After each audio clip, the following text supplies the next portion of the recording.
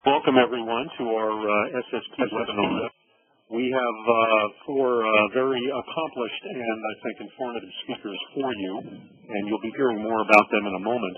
Let me just spend a second thanking and acknowledging the folks who really have worked very hard to put this together. One of our other moderators and organizers is joining us today, Govinder Batra, who is the founder and CTO of KiwiTech and former co-founder of Aptara, and you'll hear from him in a moment. He's going to be introducing our speakers. I also want to thank Marianne Baines, Director of Sales and Marketing for the Charlesworth Group, who really was sort of the spark plug behind all of the logistics here, and she is rewarding herself with a lovely cruise. So she is not joining us, but she, believe me, is having a nice time. I also want to be sure to thank Anne Cross, who is the Executive Director of SSP, and will be on the line with us briefly, just keeping an eye on things. It really is through the good work and support of the SSP logistical folks and organizational folks that we're able to do these things, and we owe them a great deal. So with that, I want to turn the session over to Govinder Batra, who will tell you about our speakers, and then we'll go right into our first presentation. Thanks, Bill. As Bill mentioned, I think you'll find the four distinguished people that we have on our panel. They are the leading experts from major STM publishers as well as consulting firms, and they're going to share their extensive experience they have in international publishing, and hopefully you'll be able to answer some of your questions in terms of what's working, what's not working, and how, if you're looking at the international market, they may be able to share their experiences. So start off, the first speaker we have, his name is Tom Taylor. He's president of Dragonfly. Tom has been in the academic publishing industry for 30 years. Most recently, Tom was vice president of sales and marketing for Sage. He led the effort to create a textbook sales force selling to North American faculty, a library sales force selling journals and reference products to a consortia throughout the world, and the transition of a global marketing department to a very sophisticated database organization targeting faculties and librarians with very specific interactive messaging. These initiatives resulted in a record increase of revenue and profits for Sage. Before Sage, Tom was executive vice president of sales and marketing of Coach Technology from 2003. Which was a Thomson Learning Company, where he significantly expanded and re-engineered its sales organization and restructured its marketing department. Tom was also responsible for the sales of course product through multiple channels, higher ed and K-12, and all markets around the globe. For the last 20 years, Tom held sales, editorial, marketing, management positions at Addison Wesley, Prentice Hall, where he has distinguished himself with many achievements awards. So he has truly international experience. So, Tom, please go ahead. Okay. Can you hear me? Hello? Sure can. Okay, thank you. First slide, please. Next slide. Okay, so what I do now is I represent a group of small publishers, about 21 publishers, 49 agents around the world in different territories. So this presentation is mainly based on that experience. So the first assumption I have, or first thing we do, is the best way to reach international markets, I think, for publishers is to go down the consortia world. And so the question, why consortia? Well, number one, it's the fastest way to reach international markets. If you have a deal in China that we're working on now through Charlesworth, you can get to all the major universities with one deal. Consortia, I believe, is when journals went from print to digital about 15 years ago. I believe that unleashed historical forces where the traditional relationship between publisher and library is really being replaced now by a larger relationship between publisher and consortia. and I believe that's almost inevitable that at the end of the day that most of the world will have access to academic content through consortia deals. It's in the interest of publishers in that it protects your content as well as expanding your content. When I was at Sage, we entered the consortia world and started creating consortia deals in 2007, and within a year, one of the first things we saw was usage almost exploding, going up. So usage goes up. As usage goes up, impact factors go up in your journals, and with that, all the journals with impact factors and usage going up adds a lot of value, which you can translate into price as well. Next slide, please. One of the keys, go backwards, please. Okay. This slide, I've done this presentation several times, and I've changed almost every slide but this slide, and I firmly believe that there are 4 keys to success. Go back. The slides keep jumping forward. Okay, there are 4 keys to success in dealing with consortia globally for publishers and mainly small publishers. One is a critical mass of content. Most consortia globally do not want to deal with small publishers. They only want to deal with large publishers. So if you're, and mainly because they just don't have the resources to deal with thousands and thousands with a large amount of content. So it's important that if you're not a large publisher, that you band together with other publishers in a group like mine, which is Independent Scholarly Publishers Group, or there are other groups like ALPS or Project Muse that allows you to negotiate with consortia around the world. Another key to success is you have to have a pricing model that is appropriate for that particular consortium, that particular territory, and I'll get into that in more detail in a second. Picking the right sales organization. It's important that you get a sales organization that knows the territory extremely well and that can negotiate on your behalf, and we'll get into some of the criteria for that in a second. And then the 4th thing, which is fairly unique in terms of the kinds of organizations you can join, is what I call channel management.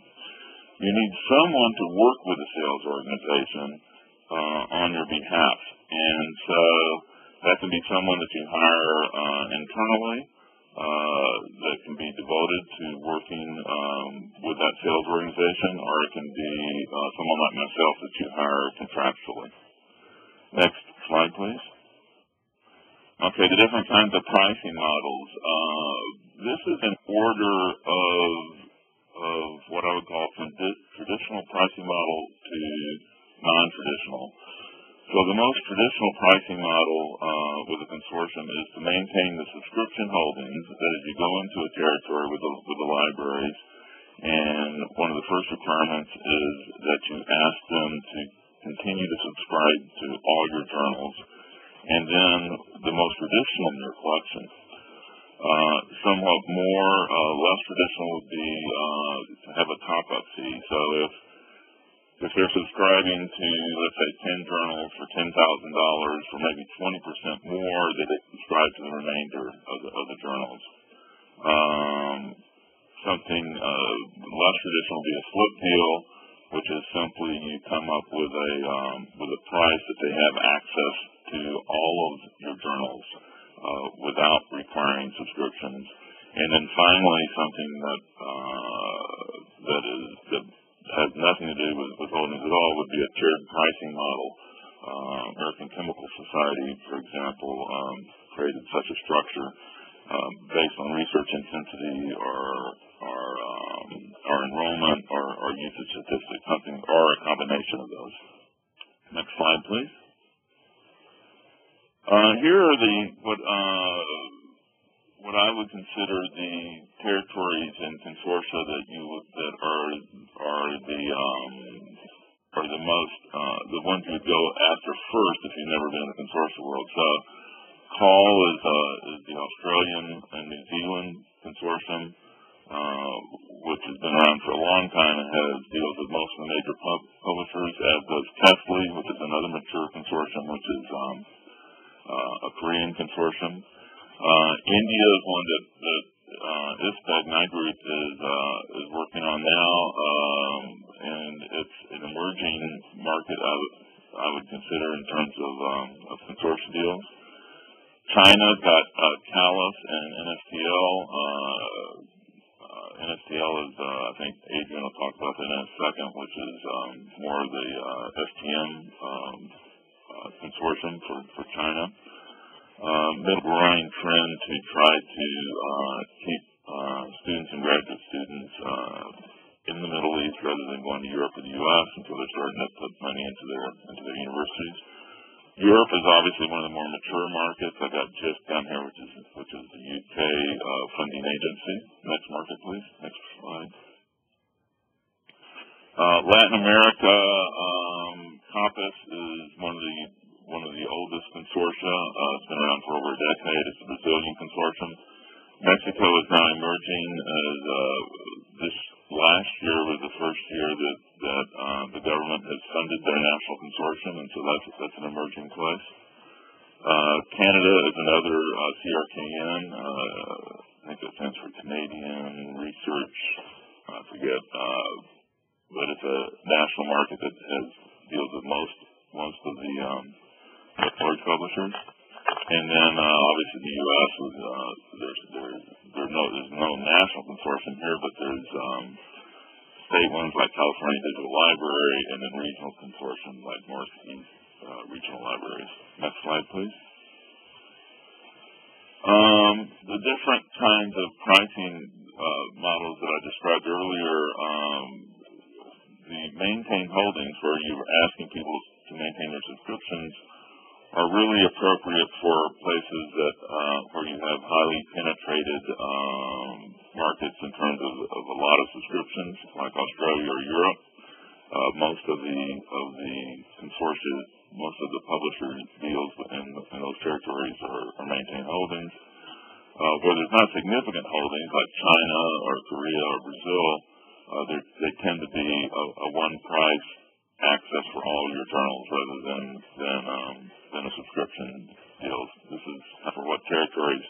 I have a bullet here. There is a common discussion about a need for a new model. Most consortia heads, this year, will say that they would prefer to have some kind of model that's not based on subscription holdings, but no one has quite figured out what that is to everyone's satisfaction yet. Okay, next slide, please. When you're picking a sales organization for a particular territory, these are the criteria. I've done this twice, both at SAGE and then at ISPEG, in terms of trying to pick a particular sales organization for each territory. So here's the different criteria that you may look at. One is obviously the market presence or market knowledge of that sales organization within that territory. Then another one is obviously their sales capacity or their sales capability. Many of these sales organizations will have as many as 100 clients that they're representing in that territory. So you want to make sure that they are able to focus on your organization rather than just being lost in the mix. Another criterion is the cultural compatibility. If you do what I call channel management and they're not open to being to having a pipeline discussed where you can discuss what's actually going on or training their sales reps, then they may not fit with what you want. Transparency, which goes into what I just talked about, which is so that you can see absolutely what's going on. You want a sales organization that has a back office capability, one that can do the invoicing of and simply and do maybe manage usage statistics and things like that. And then obviously what they charge. Some sales organizations, they all charge a commission. Some charge upfront fees too. So what do you get for those upfront fees? Next slide, please. Channel management, that's what I do. And it may not be obvious that that's needed.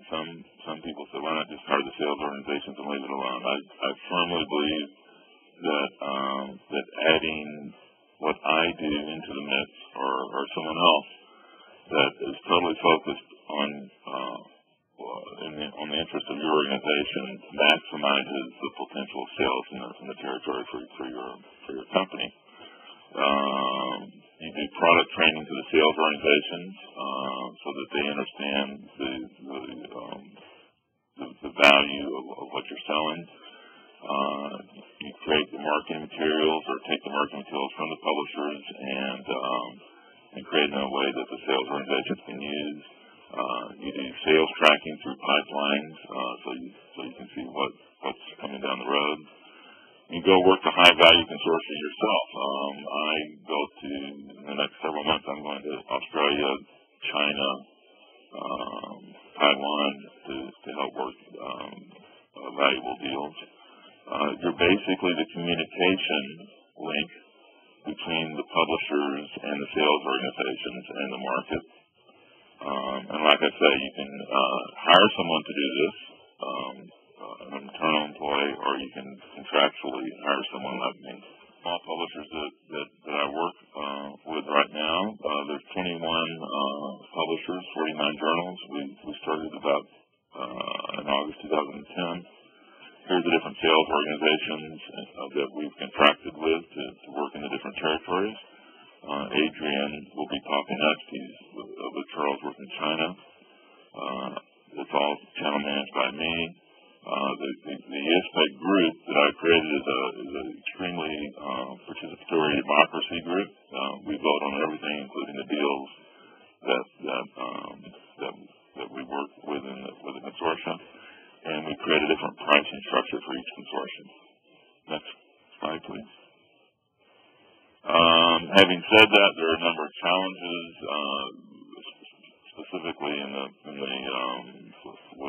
kind of structure we have, and one of them is arriving at a consensus.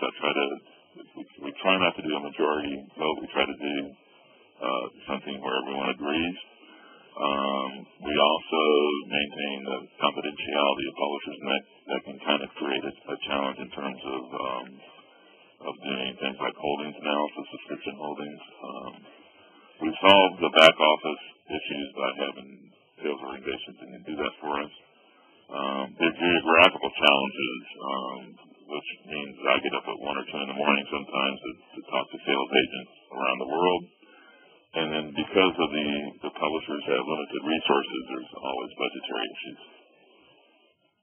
Next slide, and I think that's it. Thank you very much, and I will be open to questions at the end of the whole session.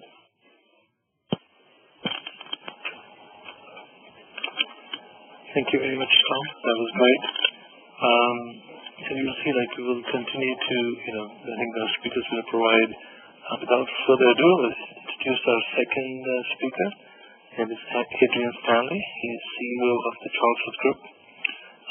Adrian works very closely with the North American publishers, societies, as well as organizations to help develop strategic sales and marketing programs for them in mainland China.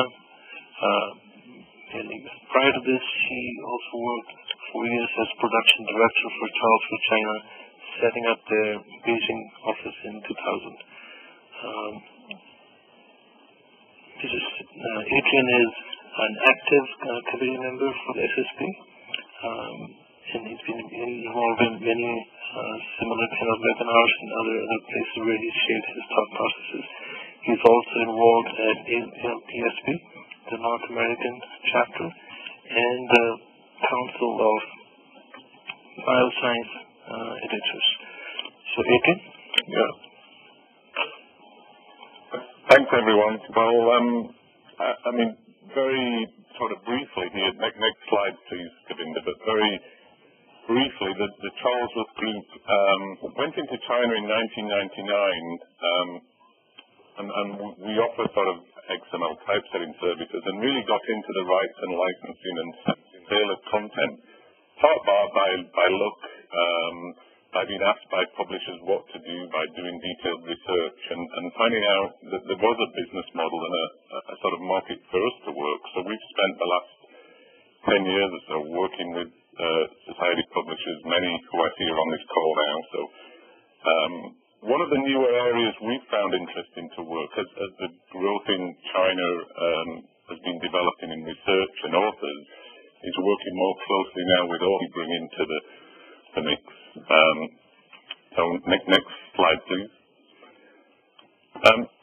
So really what I'm wanting to say here, when you're exploring and thinking about new markets, it's really about looking at your strategy and also your process.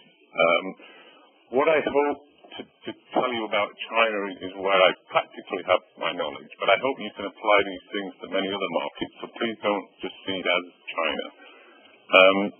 But I think it's also important to just ask a few questions at the beginning. You know, what is it you're trying to achieve? We know sales is quite high on the priority for many publishers. They need revenue to keep going, but it's also important to through some of these international markets, you can develop a greater understanding of authors, of other collaborative opportunities. You may be able to develop usage of your journal and online awareness. So the sort of second question is really understanding your time frame and investment of time. I think the more you're able to put in, or the more you're able to work with someone like a Tom at ISBG to make international markets a priority, the more ROI you'll get. So, some publishers we work with, are happy sort of having a strategy for one country and then moving on to the next country. Other people want to sort of go deeper into bigger markets, and really it's your choice as publishers as to which way you go. I think the one thing you'll find is that this, it is a journey as you're going into these new markets. You learn a lot, and there are often a lot of ripple effects that you may not be aware of, certain opportunities that will come out. That may be, starting up local language editions, or, making collaborative agreements with locals around what the primary focus is of selling into China and understanding the market. So next slide, please. This is something I think I learned from one of Tom Taylor's earlier slides, actually, that deciding which country you go into and looking at countries, doing a global gap analysis, looking at your current sales, what's the size of the market. So just as an example, if there are 1,000 universities in China and you only have 40 sales, then you're 4% of the market, and you could spend some good time in this market because there's a lot of scope to grow, where you may find in Australia or Europe you have a higher percentage of sales. So it's really assessing the sort of potential against the return. Next slide, please. Having said that, I think often you can do a higher level sort of country knowledge analysis and gap. There are databases like the Ringgold database and Consortia directory online from Ringgold that can show you some high level figures. But then I think you need to go a little deeper into those countries if you're thinking seriously to try and expand your market there. So just as a sort of example, do you know the top 10 institutions in your field in that country?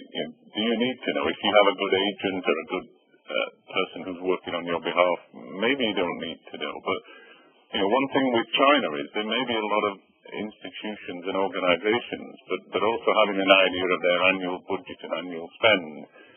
There are 113 institutions in China within something called the 211 project, with a higher amount of government spend than some of the other institutions. So, and also the price of a journal, the market nuances is also important.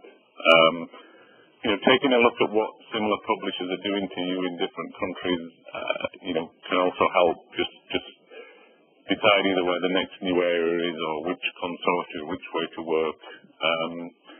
I think Tom's covered the agent side very well, knowing how many publishers they work for and do they work in certain fields more than others. These are all key questions to ask when you're thinking to go into markets. Next slide, please. So this is just an example where I asked, do you know that the top 10 institutions in a country? This is the top 10 institutions in China according to the Chinese Alumni Association.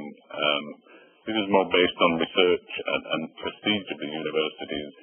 If you look at universities from a different angle, say in medicine or oncology or nutrition, you may well find that this list is very different. And we've also received different results depending who you ask. If I ask our sales team, they'll list the ones they know who have got a good budget, a good prestige. You may ask a researcher in the field, one of your editorial board members or someone, and you get, a totally different list than this. So, again, understanding the nuances of countries will help you go into these markets at a deeper level. Next slide, please. One of the tests, I didn't think we had enough time today, but I do ask people, also, can you place these cities and universities on a map? And as you can see from this slide here, China's a big place like North America, and it's also quite wide-ranging. So you do have to have salespeople that can travel to these locations. Having face-to-face meetings is also key. Next slide, please. So I think one option that you may consider, the agent is one option, someone who's going to work on your behalf, but some publishers, certainly the bigger ones, also consider having a local office or local staff. Certainly having someone who can speak in the same language and can develop personal relationships is very key. In places like China, and I'm sure Brazil and other places around the world, really understanding the culture of the company. We take a number of visitors and people to China around the Beijing Book Fair, and often publishers from the West traveling all that way to China want to have 10, 20 meetings a day. Yet the culture within China is to really have maybe 2 or 3 more in-depth meetings, really get to know each other, have face-to-face time, have a meal. You may spend the first 2 or 3 meetings just getting to know each other before you even start talking about business. There are different cultures of giving gifts when you go to companies. So again, discussing this with either agents or the consultants who know these areas. I will just say one thing about sort of the local office option, which I think if you're a big enough publisher is something worth considering. You have your own dedicated person there. They're in the market just looking after you and no one else. But often there can be a lot of complicated and complex HR rules. Certainly the job market in China is very active. People move around a lot. There's cultural ways that people work, and you have to manage these people from a distance. So, again, taking the time to find that right person, if you have tips that you just need to be aware of. So, next slide, please. This slide is really just a sort of pictorial view of the different ways you can sell your content. And on the left-hand side, you have sort of print sales, a print acquisition, where there are government-approved import agents, CMPIEC, many will know as the Beijing Book Company. Within China, you have to import your print publications through local import agents who will deliver them and through to the end users.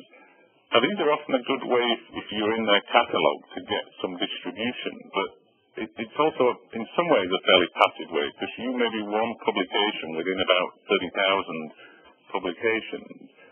So unless you have a specific sort of agreement with them where they'll do certain marketing, they're more going to be making your content available if someone wants to subscribe to it and bring it into China. Then you go on to the different online consortia. I'll talk a little more about CALIS and NSTL. The Chinese Academy of Sciences is actually the most preeminent center for researchers. If you become a member of the Chinese Academy of Science, it's one of the most prestigious positions you can get in China. They have about 109 research centers all across China. So depending on the field and subject, you can do a multi-site agreement with the CAS, which covers 100 institutions. Now, as in China, probably in other areas as well, but there are many sort of blurred lines in some ways. CAS is also a member of NSCL, so if you have an NSCL agreement, it includes CAS. But if you don't, you can have a separate one. So again, it's really knowing the difficulty if you're not in the STM field.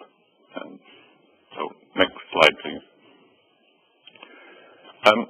So what I wanted to sort of do here, following on from Tom's sort of introduction, is give a typical sales process of how we would sell publishers' content.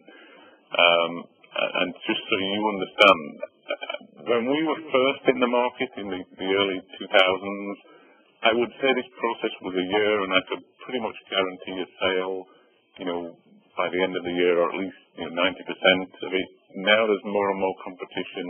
The time expands. It can take 2 to 3 years to get a deal closed. The buyers are certainly taking their time to review content. But the process you would really go through first is preparing an introduction of your content. That there are spreadsheets, a field that the consortia wants, so that they're reviewing everything consistently across publishers. So impact factor, ranking, sales, scope of the journal, years of data available. That's all presented, translated into Chinese, and put forward to the consortia for a review. Often that's done around January, February, March time. The consortia review that, look at that. If they're okay, then the next step is setting up an actually free online trial to give them a 2 to 3 month access to see if the users really do value your content, appreciate it, and want to purchase it. Now, this isn't the only way to do a sale, but certainly consortia sales, I'm not sure of many that do them in China without having a trial. After the trial, usage is collated, feedback also from the end users is collated. It's important to sort of know and understand that during the trial, the usage of the trial is going to be missions to your authors from this country to editorial board members to promote it. That can really help when you get to the negotiation stage of starting talking about price, contract terms. I mentioned contract terms here. Often a good agent, if there are any contract terms that may cause concern, they will mention them early on. I'm going to cover that a little later in the next slide, but there are some terms such as dark archive and governing law that you need to know the customers are really okay with before you even start a trial, or you could be wasting time. But once you do manage to get a contract signed, then you'll get a list of universities and IPs to open access. There are different ways consortia work, which I'll cover in the next slide as well. But the last bullet point is really, once you've got this contract, don't think that's it. You really, throughout the deal, got to monitor the usage, promote usage, keep thinking about the renewal, whether it's a 1 year or a 3 year deal that you get. You still need to be, or your agent needs to be aware that you want this contract to renew and keep renewing once you've taken the time to get it. Next slide, please. So there are, as Tom mentioned in his slides, there are 2 main consortia, and there are 2 sort of models of these consortia in China. There are actually a number of other consortia. There are regional consortia, there are different subject consortia, but these are 2 sort of national consortia. One was known as CALIS, the Chinese Academy of Library Information Systems, which has since been renamed to the Digital Resource Acquisition Alliance of Chinese Libraries. This is what I call an opt-in model, and I'll cover that a little later, but there are basically, you do a central deal. If the deal is administered centrally through a head office of CALIS Strat, and then the institutions have to opt in. So if they like the content enough, you will have negotiated all your contracts, your pricing, and then the library will decide if they want to join in or not, and it's like a stamp of approval. As Tom had mentioned, they prefer to do deals with larger publishers. It's very hard if you're just a smaller publisher to get in with a Callis deal. They do have restrictions if your content is already sold into secondary aggregations such as EBSCO, ProQuest and other deals. They likely may not even allow you to have a trial. We've had that happen to us just because they feel it's sort of the universities are double buying even if there are embargo periods and embargo times. The NSTL, the National Science and Technology Library Consortia, is a sort of central purchase model. So that's different. All the funds come from one government source. They cover 650 institutions, and they get access to all of the content they subscribe to. So very different to the opt-in model is that. There are some new areas and rules that they're working on now with this local hosting bulk archive. NSTL is a sort of virtual organization actually made up of 9 sort of sub-organizations. So the Chinese Academy of Sciences, the Chinese Academy of Medical Sciences, the Academy of Agriculture Sciences, all make up sort of a voting committee. And their rules have changed over time since when we first started selling journals to NSTL, where there's a lot more of a voting and consensus of what type of a lot of medical and biomedical titles, and they may be looking more for engineering or the harder sciences to sort of balance out what's available to journals across China. NSTL have purchased, I think, more than 700 journals already, and probably more than that now. One of their recent focuses has been actually purchasing legacy content where they are able to host. So going back, over about 100 years of content for certain publishers, they'll pay a per article fee for that. Next slide, please. So the opt-in pricing model, just a little more information again, that you do a central administrative deal, a central contract, but then each institution has to then decide to subscribe from their own budget. So this information comes actually from Kaufman Wills, that typically a sort of an opt-in deal, a centrally negotiated one. In America, you may offer between 15 and 50% discount, given different parameters of that consortia. In Asia, that initial discount may be 20 to 80%. I can tell you actually now that Callis are originally sort of 3, 4, 5 years ago, they were requesting very high discounts. Now, maybe more of the 20 to 30% of your current sale based on sales volume. And then they also offer sort of tiered discount pricing. So if they get 20 sales within there, you may offer a further 5%, 40 sales, 10%. This would really come down to discussions with you and the agent. It can be different from different publishers, but I'm really just trying to show you some examples. Next slide, please. So just to give access to 600 institutions.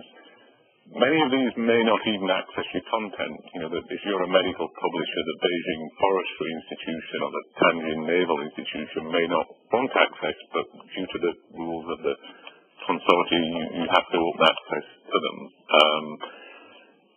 Just to give you a sort of an idea, you may expect something around the equivalent of, say, 40 to 100 full price sales, even though there are 600 institutions. Again, that can differ on different publishers, but just to give you a guide. It is one quick way to cover a lot of the market in China, but you do have to be careful not to sort of go in too low and then, want to increase your price later. It's also important, as Tom had said, to look at your current holdings. With an NSTL deal, there's no sort of lock-in that says they won't disappear. You're giving countrywide online access. And if some of those who are getting the print copy still want to, don't want to subscribe and they've got the online, they could cancel. We haven't seen a lot of cancellations, but it is a risk that we certainly talk through with publishers. So next slide, please. So I'm just going to sort of finish a few slides with a few thoughts and advice for you if you're thinking about China, but also other markets as well. So next slide, please. One very useful and interesting way we've worked with publishers is obviously to get their consolidated sales data from all the agents, and often these can go to forwarding addresses, so it's important to check that the Beijing Book Company in Linden, New Jersey is actually going to mean those are sales in China. But to compare your current sales, often you can extract that data from there and do a compare. That can give you some good information and help your sales agent to target some centers. Many publishers have content freely available after a year, 2 years, and so you can have a number of people using content, submitting articles. Certainly everybody in China knows about the impact factor, so if you have an high-ranking journal, they'll want to publish in there. Some publishers can also sort of supply turnaway data, so if someone comes and tries to subscribe and they can't, that's often useful data that you have that can be given to your agent or shared with them. Next slide, please. I mentioned a little bit about understanding the nuances of contracts early and understanding the type of consortia. There's a number of sort of different languages and governing laws used and ways contracts are written. The two big consortia will mainly have standard contracts that they're happy to use and often prefer to use without changes. So it's important you understand and can agree.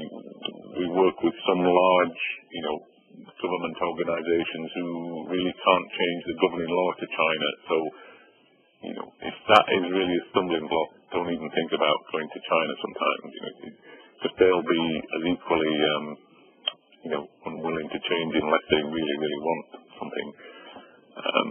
One of the new contract clauses brought in China is a dark archive clause where you have to send them your content that they subscribe to for them to host in a sort of additional repository that's only ever turned on if something happens where they can't access your content. We've gone through the language with a lot of publishers and tried to make it. We've worked with both NSPL and the publishers to make it sort of reassuring. But there's a difference between if you're going to get $10,000 from that consortium or $300,000. There's a risk and a benefit that you'll see worth doing. So you may consider doing the trial, but if the amount isn't big enough, it may mean you don't want to do that sort of deal. Some of the new contracts I've seen are putting in penalty clauses if publishers can't complete a 3-year deal, say they move to a larger publisher, the publisher has to pay the consortium back, sometimes more than the contract value, so just keep an eye out for those. Sort of course packs and training information isn't covered as much in China as I think in some of the other countries, but again, how the consortium is going to use your content is important to know and watch. Next slide, please. One very important metric, all the consortiums use, in fact, actually NSDL and Calis Drag sort of compare their cost per download. So I just sort of tried to show you an example here. If you have an annual contract worth $100,000 and over the year you have 200,000 downloads, then your annual cost per download is 50 cents. Generally, with the consortium we work with, if you have a cost per download between 10 cents and $2, you're okay. If your cost per download's $8, $10, $15, there's a good chance you're going to get cancelled. So, working with your agent to do training, usage, sort of email blasts. I mean, there are certainly some fields where it's very niche and very specific, and they're buying the content and know that. But NSDL may ask why Calis's cost per download is less than theirs, and it's important you can work with your agent to develop usage. Next slide, please. So I think this is my last slide here quickly then, just summarizing, it's important to sort of assess the potential and then, the benefits to you and look at the risks of any consortia deal where you are. And you'll only know them, I think, by, working through with a good agent, a good local partner and understanding. Provide good information about your products. This is certainly going to be translated and will be a gateway to people accessing your content. So have a good summary and work with the agent to ensure they understand and know your product. One thing that's sort of interesting, we just experienced recently, but supporting the consortia agent and answering questions quickly. And I have to say Tom Taylor and his ISPG group are very good at that. Tom seems to have them down very well. But there are certainly deals that have been won because if a publisher's waiting, hanging around with a contract query and a consortia has money to spend by the end of the year, we've noticed and experienced that they'll spend money in other areas if they're not getting answers quickly or there's delays in the process. So, looking at pricing, at budgets, and looking at these consortia deals as a 3-year deal and trying to be realistic can help get you a deal that's fair. And I think that the last point I wanted to touch on really also was it's not also just about sort of new deals. There was a recent report I saw from Outsell, a company that said that many companies, their renewals are 70 to 80% of their business, and yet renewals. So any good agent working with you will keep touch points with the institutions, check they're getting value for money, give them the download and usage, and show them. So that's I think just as important to look at when you're looking at international markets and working with agents as looking at new and growth sales. Probably takes 10 times longer to get a new customer than keep an existing one. So I think next slide, but I think that's everything given it. Yep. Thank you, everyone. Thanks, Adrian. We're going to move quickly to the next speaker. It's a little bit late here. Next speaker is Buzz Straw. He's publishing director of journals at Elsevier. He has a very interesting background. He holds a degree in marketing and management of scientific publications. After his studies, he actually was responsible for in-flight entertainment, magazine, movies, and audio at KLM, Royal Dutch Airlines. And from Airlines, he moved to Elsevier. At Elsevier, he started working as a marketing manager for the biotechnology and microbiology portfolio before becoming publisher. Together with his other colleagues, he initiated the publishing program in Egypt and Saudi Arabia before becoming the publishing director in Germany. So, Buzz, please go ahead. Okay, thank you, Gudvinda. Good morning, good afternoon, or good evening to you all. In my presentation, I would like to give you an overview of the publishing side of STM. So the publication, not so much from the perspective of somebody who wants to read about certain developments, but more somebody who wants to publish his or her discovery. Makes sense. Before you can sell it, you need to put journals. That is my métier, my background. And also, from a bibliometric perspective, there is much more information available on journals. And quick definition of what I, in my presentation, have defined as international market. We are based in Europe, and therefore the US is not the center of the world to us. And we kind of look more towards, or in this presentation, so more the emerging markets. So Europe, USA, Canada, Japan, and Australia are arbitrarily coming to developed markets here, and China, India, Africa, and so forth are the emerging markets. So let's start with the next slide, please. I'm sure that you've seen this slide in one form or another, the growth of scholarly communications over the years. Started in 1665 by Henry Oldenburg at the Royal Society, and we've seen ever since a steady growth of between 5 and 7% in articles and journals over the years. There's been two accelerators, early 1900s and the late 1900s. First was the advent of better typesetting and postal services, for example, typesetting the linotype, the Gutenberg printing press, and the second one was the digitization of the process of the dissemination of the Internet. Think of Science Direct, Highwire, Springer Link, and so forth. And everybody will know that Europe and the US have been at the forefront of scholarly communication and have built a tremendous lead and market share over the years. In the past years, we see, however, that the emerging countries are beginning to gather speed as well.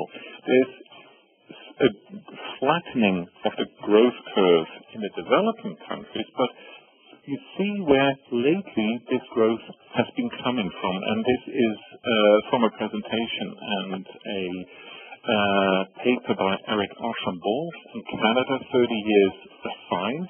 And what you see there, you see where the growth has been. So China, we've heard a lot about China already, Iran, Turkey, the whole of the Levant, so kind of the countries bordering the Mediterranean, and obviously South America.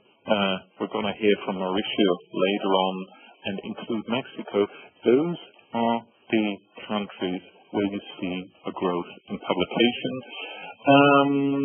Bit of a caveat, when you look at Iran, I think that the growth which you see here, where it's recorded, is also due to the availability of information on these publications.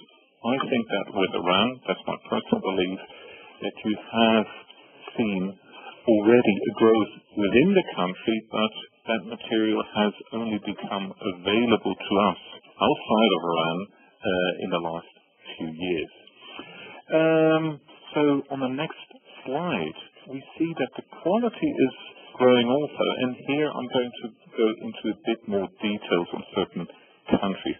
First, for comparison, I would like to draw your attention to the United Kingdom and United States. First two columns are absolute number of papers and the impact factor, the field weight impact factor for those areas. And in the last two columns give you the dynamics in quality and output. So the UK in this area has published 17,000 articles during the years 2008 and 2009, and it had a field-weighted impact factor of 1.93. So the average is 1, and UK is doing pretty well. We see that the article growth is on par in the last 5 years, about 23%, but the quality, and this is all relative, is going down. Now, if we go towards South Africa a bit more to the top, we see that they have a smaller portfolio, or kind of a smaller output in publications here, about 5% of the UK, but a higher field weight impact factor. The growth in quality is substantial, so a 22% growth in quality, and a growth in output in publication is just above that of what we see in the United Kingdom and in the United States.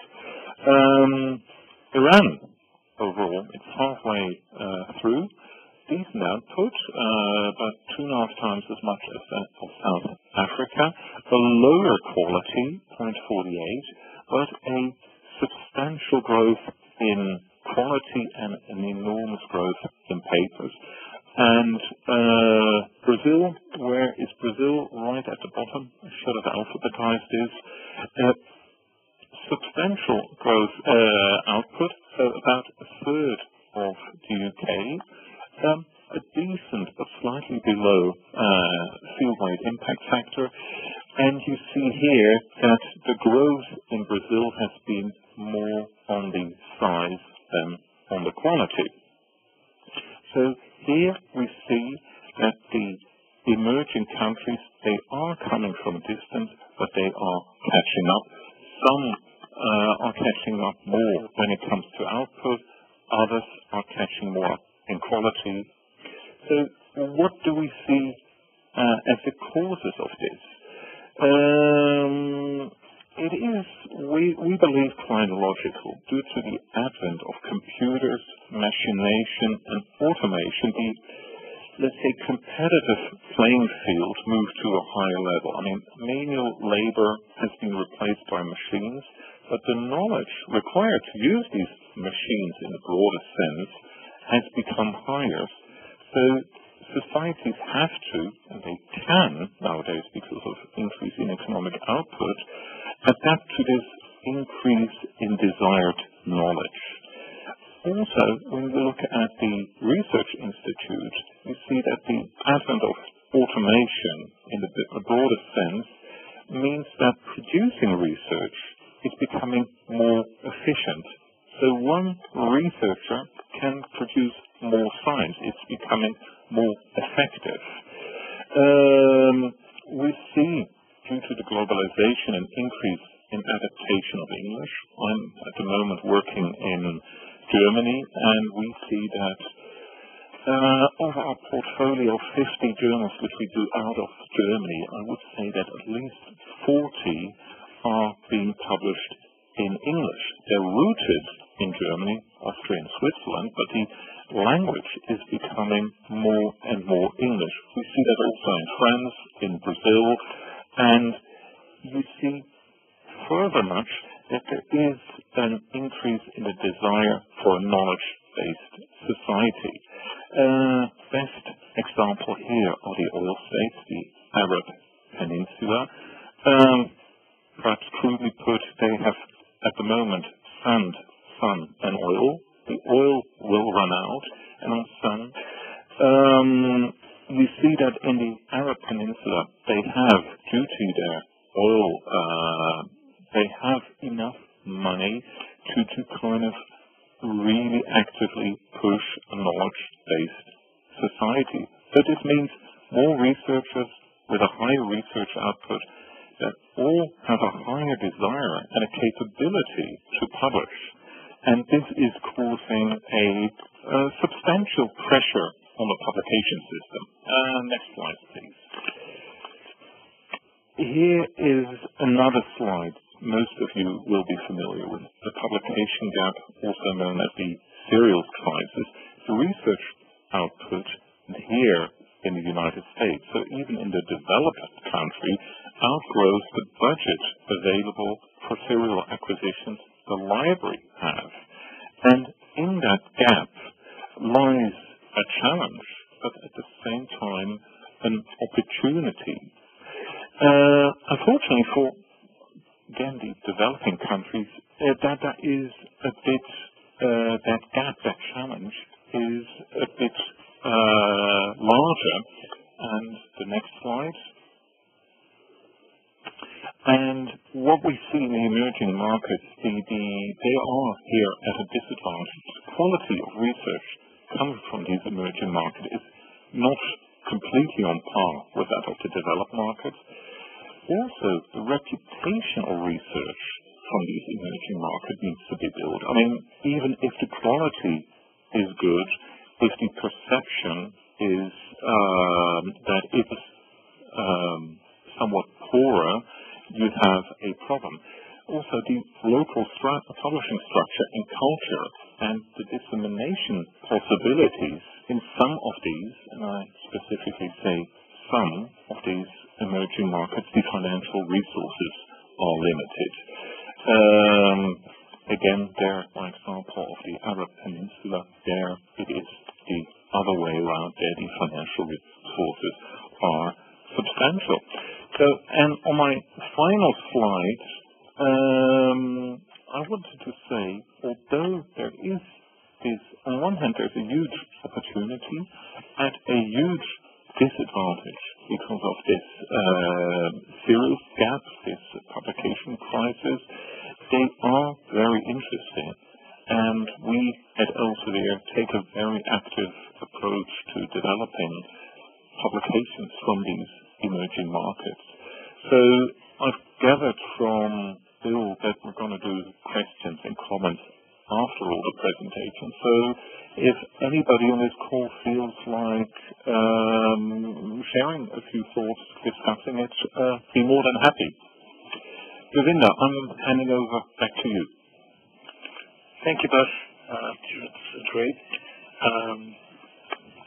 Last but not least, since the last speaker coming up, Mauricio Rocha.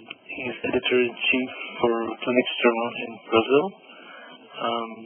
Mauricio has been a medical doctor since 1961. He was physiology from instructor to full professor from 1962 to 1981. And then he worked in cardiovascular physiology. He retired in 2006, and he's been editor of Clinics since 2005.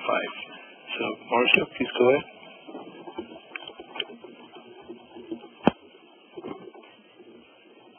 Thank you, Govinda, and before, because Brazil, and actually this is a mirror for Latin America in many ways, is a very different part of the world. We all speak Spanish or Portuguese. Spanish is a huge language in the world, but not in science. Portuguese is a medium-sized language in the world and practically non-existent in science. And as you will see as I go on, next slide please, the history of science in Brazil before the 1800s, it simply didn't exist. Brazil was the most closed place in the world by the very, very backward style of Portuguese colonization. It was a forbidden land, and only after independence, first it became the ground for naturalists, mainly European, some Americans, who came and described the flora, the fauna, the geology, the people. And we had one great scientist right at the beginning. Curiously enough, he was not only a great scientist, he was a geologist, but he was an essential player in the Brazilian independence. He was the first Brazilian prime minister. Brazil was a monarchy then. And very curiously, he attempted to immediately abolish slavery, and that caused him to be sacked almost instantly, because obviously the whole economy was based on slavery. A mineral was named after him in Norway, and if you go to Bryant Park and right behind the New York Library, you can see him slightly larger than life. And this is virtually all the Brazilian science until the beginning of the 20th century. Next, please. The 20th century saw two very different phases. The first half of it, Chagas, who discovered Chagas disease, bradykinin discovered by Rocha Silva, one of the infra-atomic particles, meson, came from Brazil, and the salivary gland giant chromosome. Public support begins very slowly, and I'm just showing these two gentlemen. Rocha Silva is termed the elder because he happens to be my father as well, and he's the discoverer of bradykinin, which is the first hormone described which doesn't come from a gland. The second half is completely different. Next, please. Now it becomes an organized, professionally organized activity, mainly in universities and government institutes, or government-run companies. No private companies do science in Brazil until very recently, actually until the year 2000. And during these last 30 years, as you've seen in a previous slide, Brazil rose from absolutely nowhere as a producer of science in volume to become one of the 15 biggest countries in the world. There is highly significant work on medicine, agriculture, deep sea oil, prospection, aviation, engineering, but the mass of the science has been shown is not obviously up to par with the first world. Next, please. Publishing science is a completely different story. There is one journal, the first and oldest journal in Brazil is Memórias do Instituto Oswaldo Cruz, which is the oldest institute of science in Brazil. It started around the turn of the 20th century. It started as a place where Chagas discovered Chagas disease. It was only printed in Portuguese and dedicated exclusively to publishing internally produced science. From Memorias until 1981, there were about 100 science journals founded in various subjects, all of them, 100% in Portuguese. Very few converted to English because English, to write in English was heretical, was unpatriotic. In 1981, this began to change with the Brazilian Journal of Medical Biological Research, which is the oldest journal, which was always published in England, first issued 81. Then come the important fact is over this entire century, 20th century, Brazilian scientific journals were invisible outside of Brazil. None subscribed outside of Brazil, and the total impact factor of these journals rarely exceeded 0.2, never above 1 impact factor.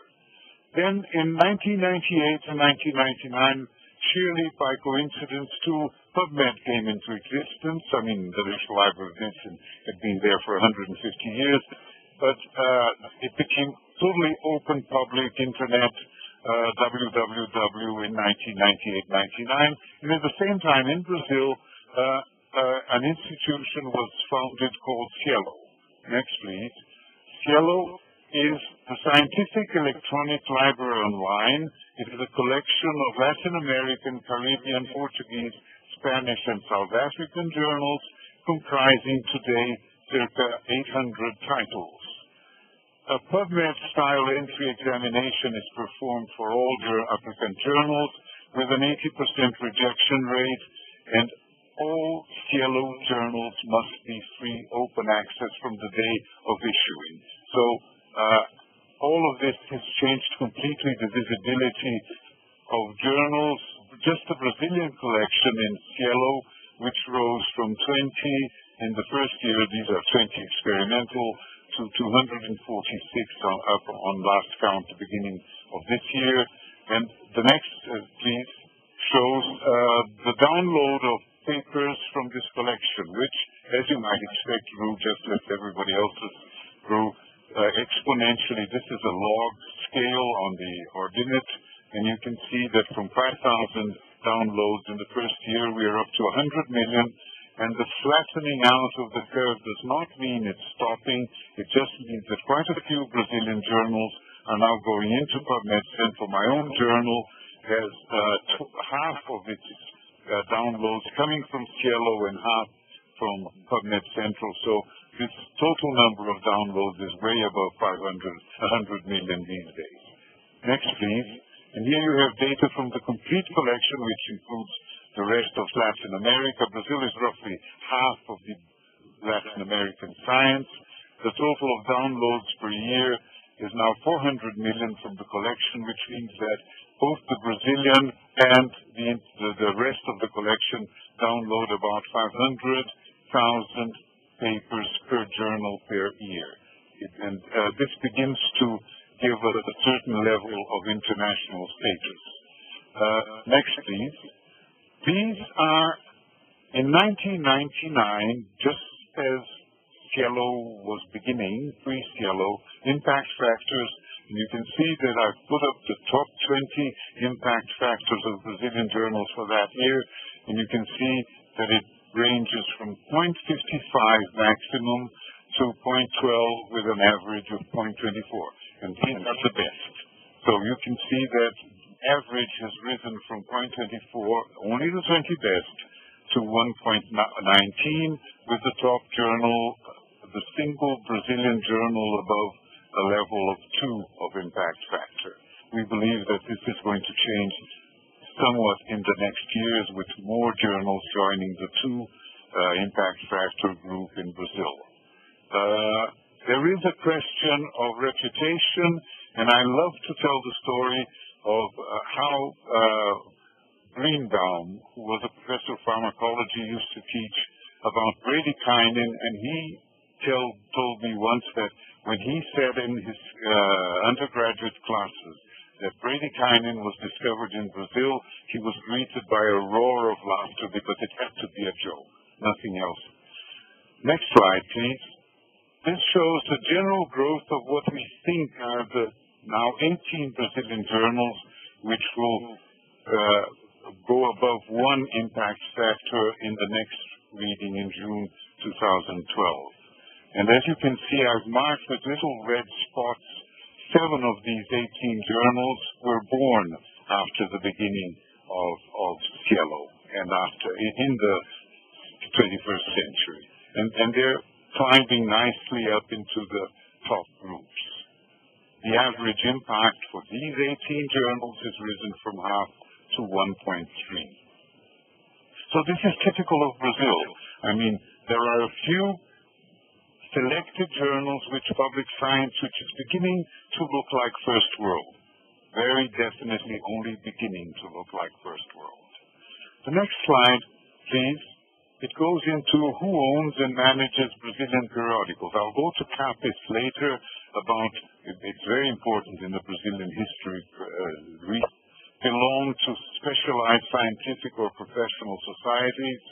1/3 belongs to public governmental institutions, 5% to Brazilian private institutions, and international editorial companies run 2% of the journals. Why so few? Obviously, there must be a few answers to that question. The first one, obviously, is the fact that all Brazilian journals of any quality are open access, and you can't really sell a subscription of a journal which can be read for free just by clicking the appropriate icon in PubMed. And the other one is a bit of the reputation problem. Because Brazil still doesn't have a reputation of having good scientific periodicals, remember, our good scientific periodicals are not more than 10 years old, there is a sort of downgrading of the offers made to Brazilian journals. All of us have had experiences with the big editorial companies, and if you don't mind my saying, I'm going to be very frank, we feel a bit as if the big editorial companies in the world treat us like the conquistadores used to treat our Indians. They bring little mirrors and try to take gold. And that has to change, or else there will be very few journals with the big companies, which is not a good thing for Brazil either. Next slide, please. And now we go to charges. A very small minority of the Cielo journals charges for publications. These numbers are growing, and this is because there is a general Brazilian policy to encourage journals to begin charging. Since they are open access, we expect that they're entitled to charge, but they can only really charge when they get all of them. The alternative of having the journal's charge is considered, charging authors is considered better than direct financing of journals, because it gives authors the liberty of deciding where to send their articles to. And this looks, like as if it's going to catch. Next slide, please. And here we come. Official financial support does exist. It's not much. The federal government spends $3.5 million Brazilian real a year supporting directly journals. Capes, we'll come back to Capes in the next slide, has just announced a new support program for selected journals. Again, the idea that selected journals are thought to be the way to get into very high level quality publication.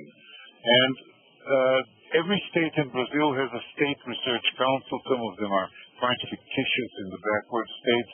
São Paulo state is a big state, the biggest economy in Brazil, and so the São Paulo State Research Council pays for publication costs for papers originating in the state, and other states are announcing they're following suit in this idea, which is the prevalent idea in Brazil.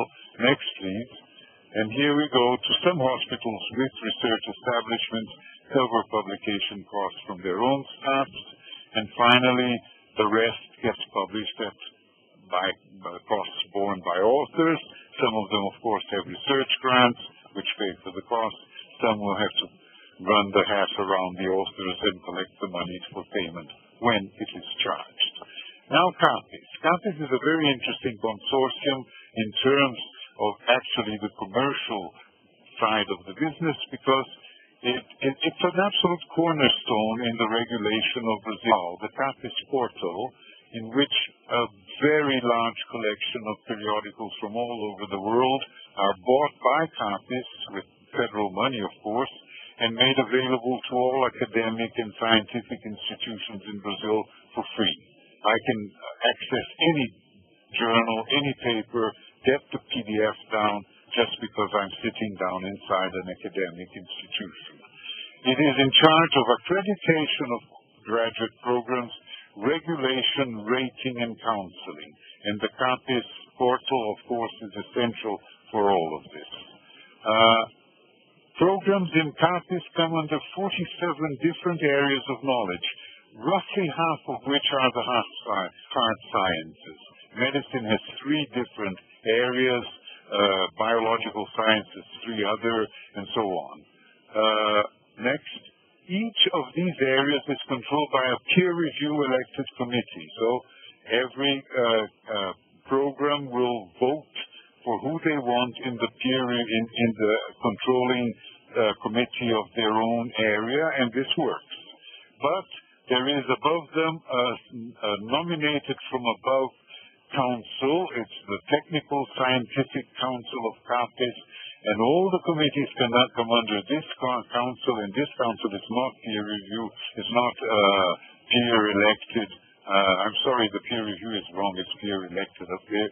It's not peer elected, this is nominated from straight from the horse's mouth, the president of CAPES. It works, it's not totally bad. Then there is something which is beginning to cause trouble in Brazil, and it is the evaluation, and this is my last slide, the evaluation of scientific output, mainly in both grant giving and regulating, do this through the surrogate evaluation of the impact factor of the journal where the article is published. So if I publish in a journal with an impact factor of 5, automatically my paper looks like an impact factor of 5. This is a highly controversial decision from upstairs, from the council, and very much criticized by the rank and file of Brazilian graduate education. And it produced a flawed evaluation of articles because the distribution of science in any journal is highly skewed, and you can see that in the Eugene Garfield famous conference, The Agony and the Ecstasy, the History and Meaning of Journal Impact Factors. It can be found easily, and it's a highly illuminating discussion on why it is a very bad idea to use the surrogate system. So I have just finished suggesting an alternative procedure which I'm publishing, and I called it continuously variable rating. It will be out on Friday in clinics, which will be available through PubMed Central, and you can see my data there.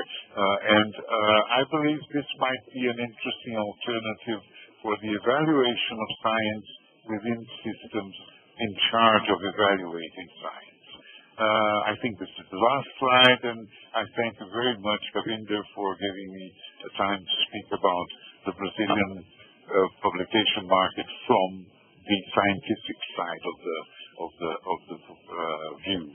Thank you. That's it. Thank you. Thank you, Mauricio. That finishes our round of all 4 speakers. I think we have a few minutes left if we can have some questions. I'm going to hand it back to Bill. I do have questions. The operator will be processing those, and I believe you, if you want to ask a question, you push. Operator, is it *1 or #1? That is *1. Okay, so *1 if you have a question. You can also use the chat function. Direct the question to me or Govinder, and we can see that as well. And while we're waiting for our first question, let me ask a quick one of Bas, because I found, Bas, your focus on that range of emerging countries, many of which would not necessarily be on, I think, the top of mind list of places that many societies and publishers would necessarily look. Can you spend a minute or two just parsing out whether you see particular opportunities with any of them in that in that delta between what the research enterprise, the rate of the research enterprise growth and the rate of the library budget growth? Are there particular areas that really fascinate you? Can you hear me? Yes. Okay. Obviously, there is what's now called the BRIC countries: Brazil, Russia, India, China, and Korea. Although that acronym is changing, they are obviously very interesting. We are Elsevier. We are for money, as it's known. So we are also looking at the regions where money is not an issue, the Arabic Peninsula. Notice that Mexico and South Africa are really interesting and upcoming. South America, there are very interesting pockets. And unfortunately, let's say the middle part of Africa, and shows from the analysis as well. Very good. Operator, I see someone has raised their hand on the list. Diana, do you have her on the line? Not yet. Okay, so in the meantime, while we're getting that set up, I have a chat question from Rebecca Darksmith, who is asking if any of the presenters might speak to how the purchase of e-books is trending in emerging markets. A very good question. Anybody on the e-book side of things? I guess this is Adrian. I'd say it's still evolving in China.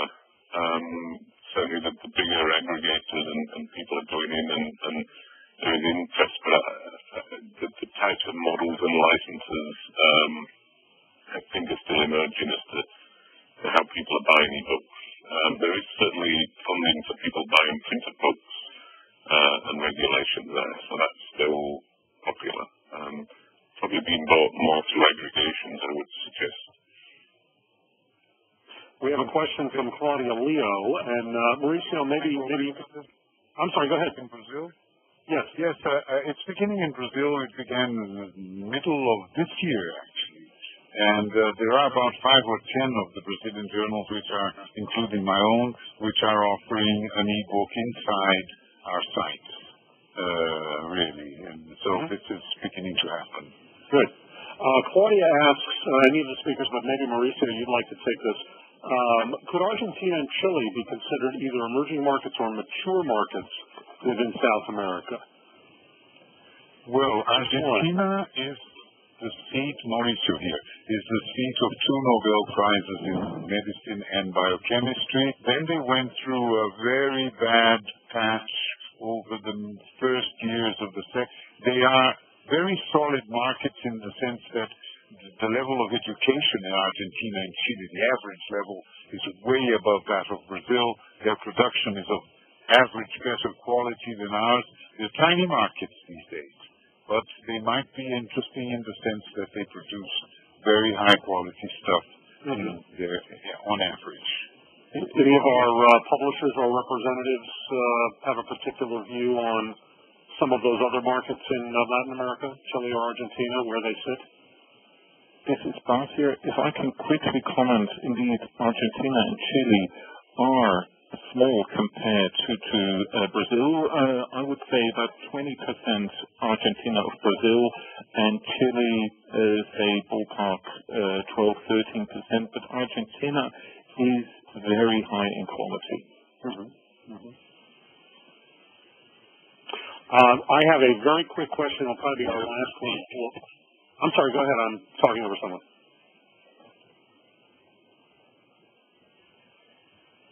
Okay. Very quick last question for either Tom or Adrian. China has gotten so much attention in the last few years and obviously remains an extremely important market.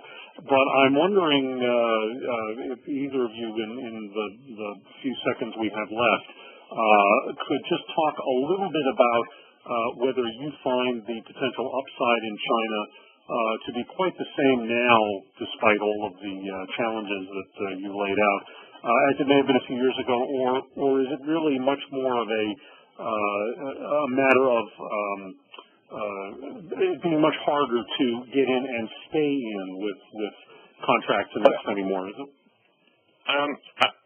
I think it's developing very quickly, Bill. I would suggest maybe certain fields probably stronger than others in the engineering sciences and computer sciences and those sorts of areas. There's a real sort of growing, I guess you call it middle class, and money available, but still a sort of way that they're cautious in how they spend the money. So I think you have to be there and persevere. It can take longer now to get sales. They would view, a site license from a publisher anywhere above $5,000-$10,000. If you have a large institution, it's still viewed somewhat as a sort of luxury item. So they're not throwing money at all the content. Mm-hmm. So you've got to convince them why they need it. And I think be a lot clever how you work sales-wise. In the earlier days, certainly they're subscribing once they entered the WTO, the institutions that wanted the content. I think you just have to work more closely in the market and become smarter and be a bit more patient than you used to be. Maybe that's the same for other markets, I'm not sure. Terrific. Well, I wish we could go on, but we have run out of time. I want to thank our speakers, Thomas Taylor, Adrian Stanley, Bas Straub, and Mauricio Roca de Silva, and also my fellow organizers, Marianne and Gravinder, as well as the FSP staff. And thank you to all of our participants. We hope you found this useful. The international markets are really extremely good lessons in not only cultural questions, but business questions, and as you heard, scientific questions as far as content development goes. And I think we'll be hearing much more on these topics as time goes by. So thank you very much. The recording of this webinar should be available on the SSP site. Just watch the site for an announcement that you can hear the archive. Thanks and take care. Ladies and gentlemen, this concludes